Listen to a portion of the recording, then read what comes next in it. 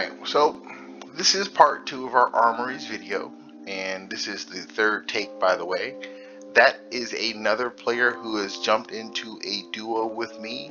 I'm going to quickly demo one of the classic uses for the Armory.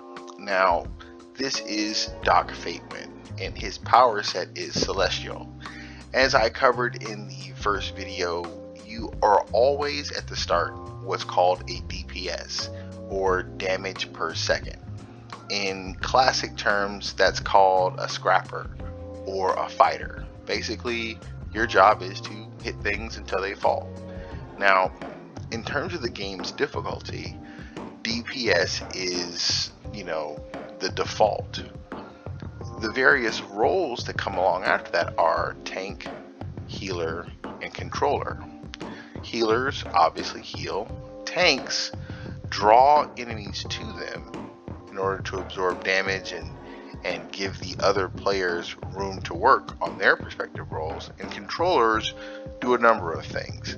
In the top left corner, you'll see my name and a green bar and a blue bar.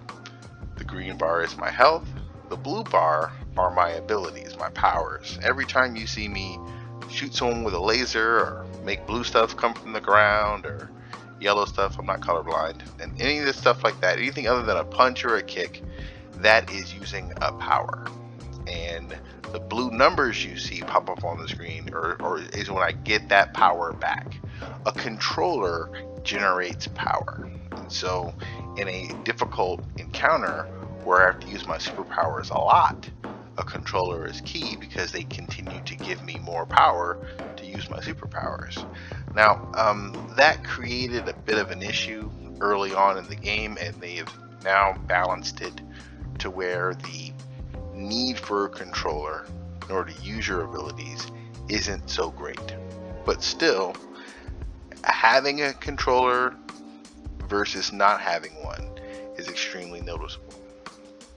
So, when it comes to making your character, and I'm not gonna pause here. I'm gonna just fight all the way through to the end. So I gotta just tell you, I can't show you in this video at least. But when you're building your character, you have a number of statistics.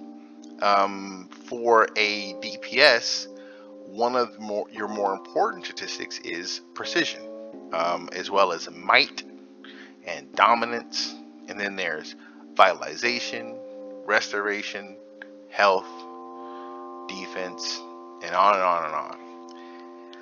So while you're picking your character's abilities and spending skill points, each time you spend a skill point, whatever you put it in, that's a statistic you're locking that point into, and so you're sacrificing. So you can focus on your precision, you can focus on your might, and so on and so forth. But if you attempt to try and max them all, there just isn't enough skill points available to do that. So your character ends up becoming, just weak because they can't do anything. For example, a lot of the powers and abilities that Doc Fatewind have require something called dominance. You may have noticed earlier I was fighting those robots, and the robots seem to be jittering in front of me and not being able to move. That's because the power that I'm using, it kind of holds you in place. Now, how that works, you can see it now. See those guys over there? They're started doing all that wiggling around and stuff like that. See, that's my dominance score keeps them from being able to overcome the hold I put on them. And so that's how they are defeated. They can't fight back. Well, I have to sacrifice the damage I do, the amount of damage I can take, and so on and so forth, to increase my dominance score high enough for those abilities to have that sort of effect. And so you have to decide, do you want to be, what kind of character do you want to be? So Doc Fatewind, when it comes to his magical abilities, is supposed to be all about might, which means that his magical attacks are supposed to hurt. And that's a work in progress. But the fun part is this.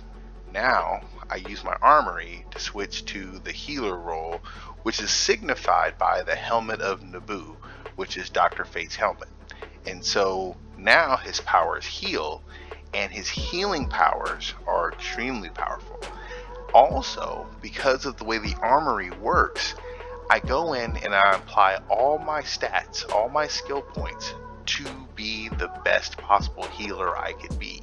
So I didn't just switch roles just now to the healer role. I literally switched to an entirely different build to give all of my stat points to him being a healer. So he's not nearly as powerful in terms of the damage he does, but now he can heal his golden helmeted butt off.